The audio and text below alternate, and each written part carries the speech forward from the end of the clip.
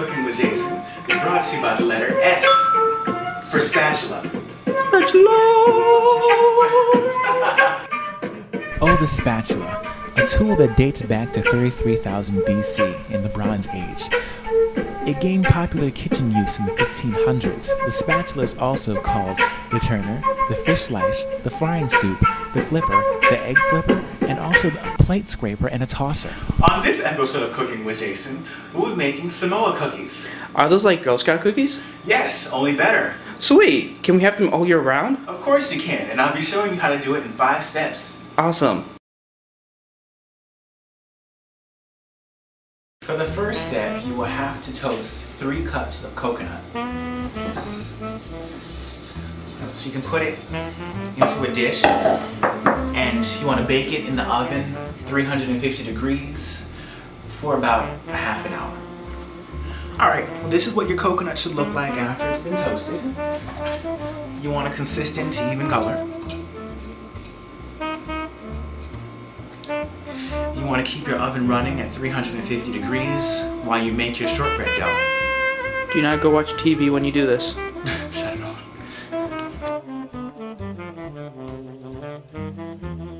For our second step, we'll have to make our shortbread cookie dough.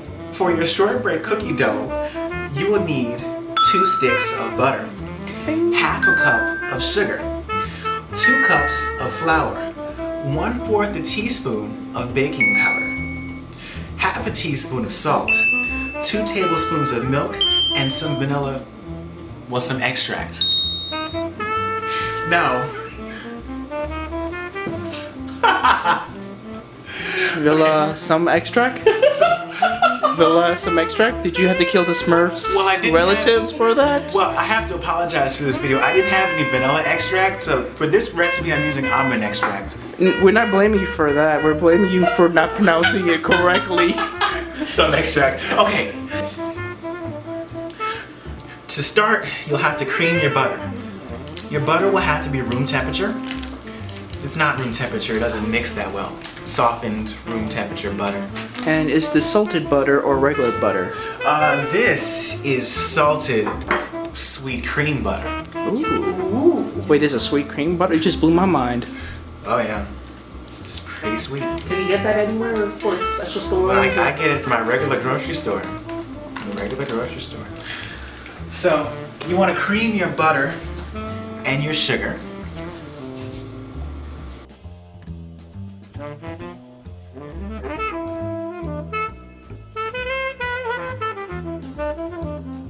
Then you want to add your flour. That is 2 cups of flour. Excuse me. 2 cups of flour. Your baking powder.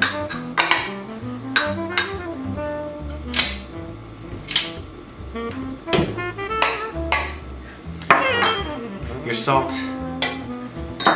And your extract.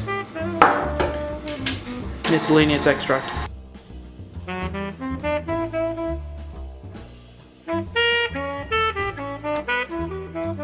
And then you add your 2 tablespoons of milk at the end. Mix it the rest of the way.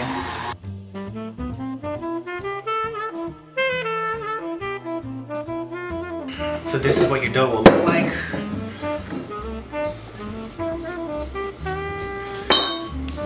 Okay, now when you bake your shortbread, I don't roll out my shortbread, I actually press it by hand. You have to line a 13-inch cake pan with parchment paper. Now, it should stay in the pan when you put your shortbread dough in there. Don't worry, it's nervous right now. As soon as I relax, it falls into place. So you have your shortbread dough, and you want to push it press it as flat as possible.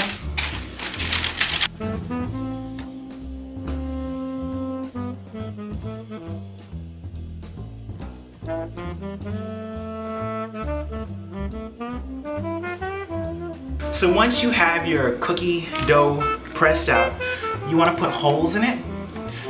This way, when your cookie dough bakes, it doesn't get air bubbles in it and expand. You want it to stay flat. A lot of holes or little holes? As many holes as you want. Just, you want to make sure that there's a smooth transfer of air, you know. So it's the reverse logic of making a pizza. Huh? Random question?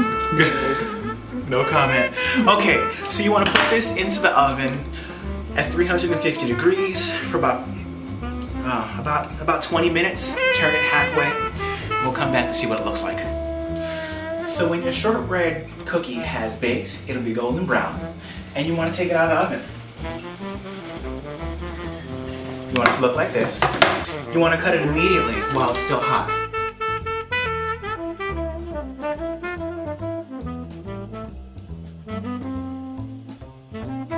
Okay, after you've cut your cookie, you want to let it cool for about half an hour.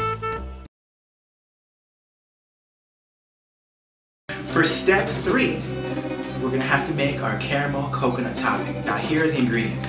You will need 4 cups of sugar, 1 cup of water, 1 cup of heavy cream, 4 tablespoons of butter, and corn syrup. Now, most recipes of caramel don't call for corn syrup, but I like to use corn syrup in my caramel recipe. It keeps the sugar from crystallizing when you're heating it up in the pot. So, we'll add this to our pot. Okay, so now we're here at the stove. You have your pot set up. You want to put the heat on medium-high flame. And make sure your candy thermometer is on. Now, you want to get this up to 350 degrees. Once you get it up to 350 degrees, you'll be able to add your butter and your heavy cream. So our caramel is at 231 degrees right now, and you can see it's boiling. The sugar is melted. So you want to keep going until it's 350 degrees. Okay, our caramel is now at 350 degrees. I had to switch out thermometers because that digital thermometer just couldn't take the heat. So while your caramel is at 350 degrees, you have to be careful. This stuff is really hot. You'll get a wicked burn off of it. You want to add your heavy cream slowly. It will bubble up. Shit. Ah.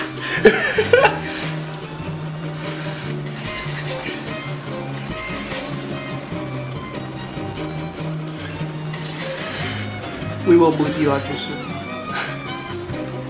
This is a family show.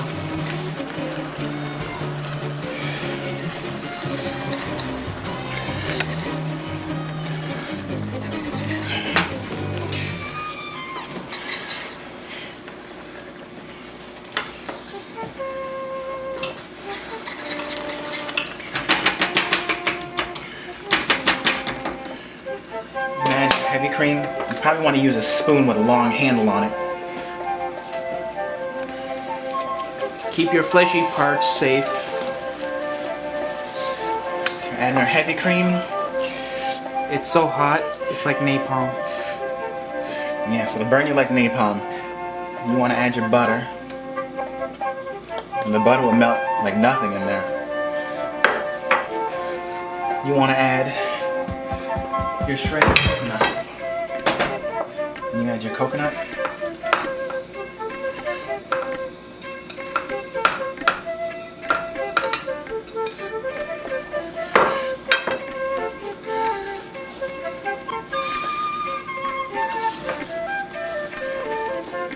Listen to that delicious, scrumptious sound that's coming off. Our caramel sauce is still hot, and we've got our coconut in it. All you have to do is pour it on top of the cookies. Now you don't want to touch this. It's still really hot. You'll get a nasty burn. Adult supervision is required and mandatory for this. Or you have to be an adult. We're gonna set this to cool for about 45 minutes once it gets solid, and we'll come back.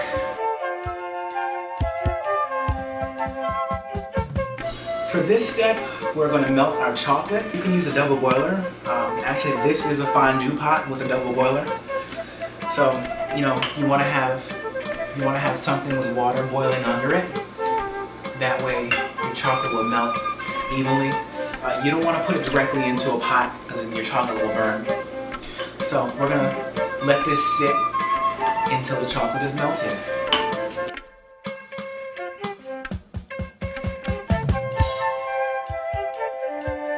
Alright, for our last and final step, we have to cut our cookies. We're still in the parchment paper. Now what I do, take the parchment paper off the cookies. These cookies have a lot of caramel on them. And you want to flip them upside down.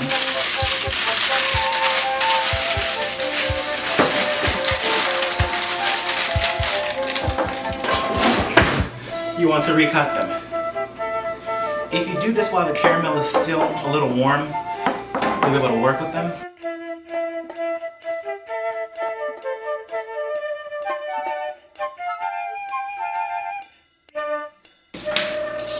You want to dip each cookie so that they get a chocolate coating on the bottom.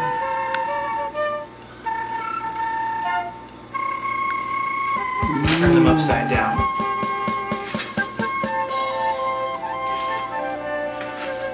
We have some cookies that just didn't make the cut. Pun intended. Oh. Actually, okay, so we finished coating our cookies with the chocolate, and they've been chilling for about 20 minutes in the freezer, and this is our finished product. Don't those cookies look good? Say something. Those cookies look great. Go. I'd like to thank you for watching this episode of Cooking with Jason, and I do want to remind you that this episode is brought to you by the letter S for spatula. It wouldn't be a kitchen without a spatula. That's a wrap, people.